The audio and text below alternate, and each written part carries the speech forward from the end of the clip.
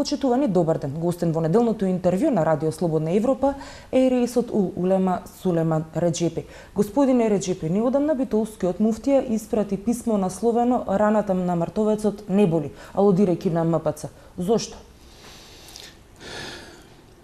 Па видите, јас сум запознаен со тоа писмо на битолскиот муфтија и не знам кој како го интерпретира. Меѓутоа, по моето длабоко мислење, апсолутно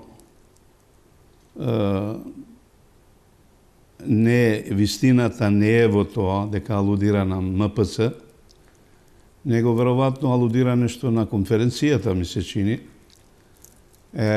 Инаку, битолскиот муфтија не е тој што може да го представува Исламската верска заедница на Македонија. Исламската верска заедница на Македонија ја представувам ја. Писмото, како што знам ја, содржината, истакнува работи, истакнува факти и аргументи, што било до сега во рамките на Комисијата за односи со верските заедници посебно, а и односот на таа комисија кон верските заедници воопште во државата, па дури и надлежните институции во владата како се однесувале. А дека тој со тоа алудира за непостоење на Македонската православна црква, апсолутно, ја лично гарантирам дека апсолутно тоа нема врска со вистината. Дури не знам дали од Македонска православна црква некој реагирал. Ако реагирал, то значи ненамесно реагирањето. И ако реагирал, то го имат направено под диктатот на политиката, која што треба да биде надвор од верските заедници. Како ги коментирате изјавите на претседателката на Комисијата за верски заедници, која што изјави дека ИВЗ се однесува како ехо на политичка партија? А што ќе го коментирам? Тоа апсолутно врска нема со правиот, со здравиот разум. Таа треба да го аргументира тоа.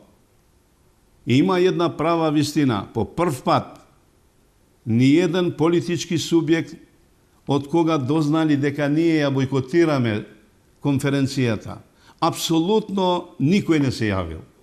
Едина точка кој што на вистина ни ги замаглува може би односите и со Македонската православна црква е во прашање политика. Зошто? Па има политички диктат таму. Во МПЦ? Да. Со оглед дека е фаворизирана верска заедница во држава.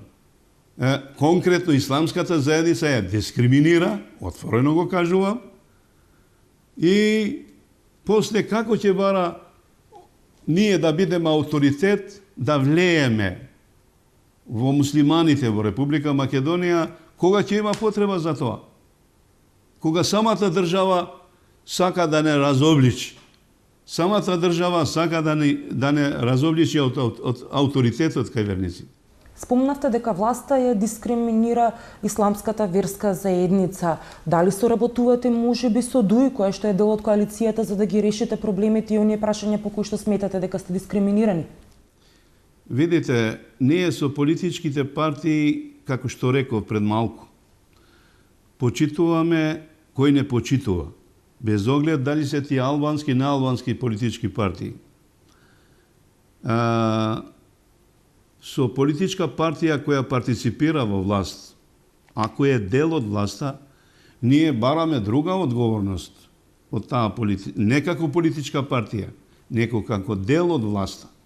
И заради тоа, ние немаме никаква хипотека да му се обратиме на некоја личност од ДУИ, ако е надлежен во некоја надлежна функција. Меѓутоа, нашите права не ги бараме од ДУИ. И како партиципент во владата, ги бараме нашите прави од владата на Република Македонија. Меѓутоа, не како досега на вистина сме уморени во таа маршрута. Без резултати. Но во тој контекст, дали тоа значи дека ДУИ не прави доволно за да се решат проблемите? Од ДУИ веќе јас со првиот човек на ДУИ разговарав, имав средба. Човекот многу фино ме прими.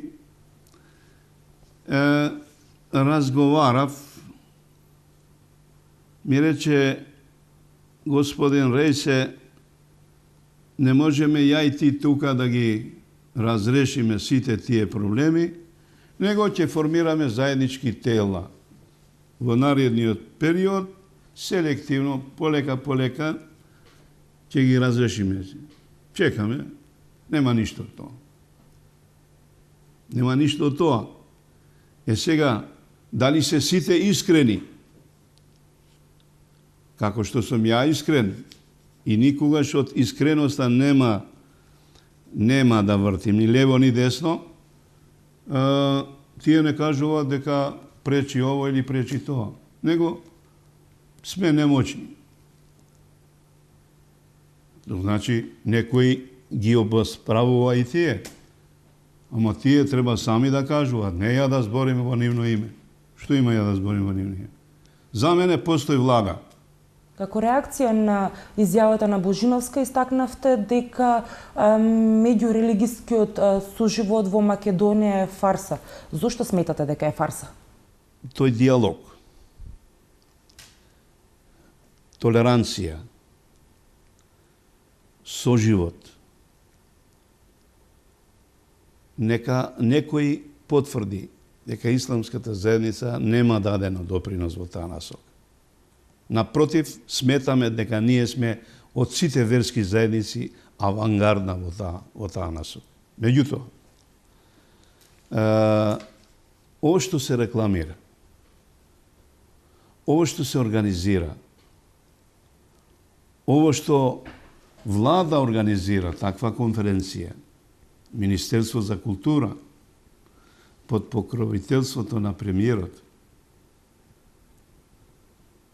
верувајте дека е тоа чиста пропаганда. Врска со вистината нема. И ја не прифаќам никогаш да бидем декор во една средина каде што тоа е политика. Да зборуваме убаво, да кажеме све што е добро, а таму кај што ќе го кажеме тоа, таму ќе остане. Нема примена во праксата. Нели е тоа фарс?